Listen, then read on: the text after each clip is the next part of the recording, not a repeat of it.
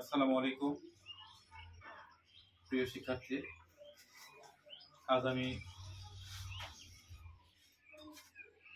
ঘনবস্তুর আয়তাকার ঘনবস্তু নিয়ে আলোচনা করব।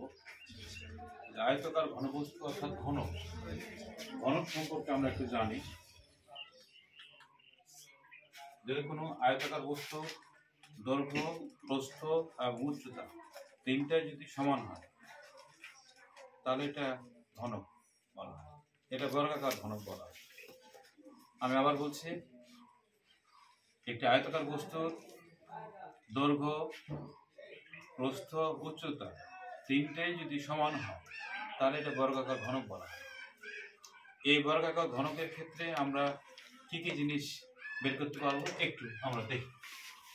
এর আয়তন বের করতে পারবো, একটি পৃষ্ঠের ক্ষেত্রফল বের করতে পারবো, সমগ্র পৃষ্ঠ অর্থাৎ 6টি পৃষ্ঠের ক্ষেত্রফল বের করতে পারবো, একটি তলের কর্ণের দৈর্ঘ্য বের করতে পারবো, একটি কর্ণের দৈর্ঘ্য বের করতে পারবো।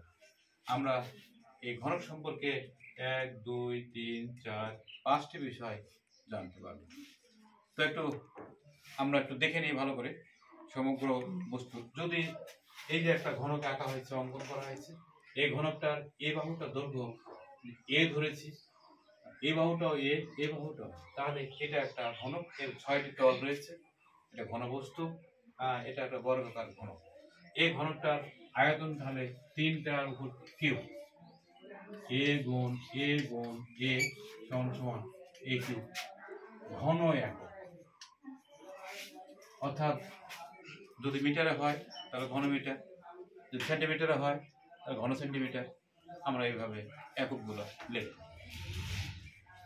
একটি পৃষ্ঠের ক্ষেত্রফল, একটি ঘনকের একটি পৃষ্ঠের ক্ষেত্রফল যদি একটা তলের ক্ষেত্রফল করি তাহলে যেহেতু একটা বাহু দৈর্ঘ্য এ আছে আর একটা বাহু দৈর্ঘ্য এ আছে, মানে দৈর্ঘ্য প্রস্থ সবগুলো যে হয়ে আছে, তাহলে ক্ষেত্রফল বের করলে দৈর্ঘ্য গুণ প্রস্থ পাই। তাহলে সেক্ষেত্রে আমরা একটি পৃষ্ঠের ক্ষেত্রফল বের করলে এ গুণ এ সমান এ স্কয়ার বর্গ একক। প্রিয় শিক্ষার্থী, আমরা একটা জিনিস লক্ষ্য করি, একটা আয়তন যখন বের করব সেক্ষেত্রে আমরা একক লিখলাম ঘন একক। ক্ষেত্রফল যখন বের করব সেক্ষেত্রে আমরা লিখব বর্গ একক। এটা আমাদেরকে লক্ষ্য রাখতে হবে। এখানে সমগ্র 6টি পৃষ্ঠের ক্ষেত্রফল, যদি একটি পৃষ্ঠের ক্ষেত্রফল a স্কয়ার হয় তাহলে 6টা পৃষ্ঠের ক্ষেত্রফল 6a স্কয়ার, তাহলে 6a স্কয়ার বর্গ।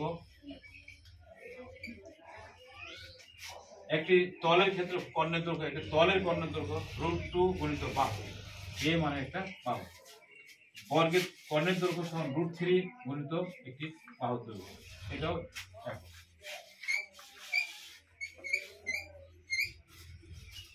ধন্যবাদ সবাইকে। আসসালামু আলাইকুম।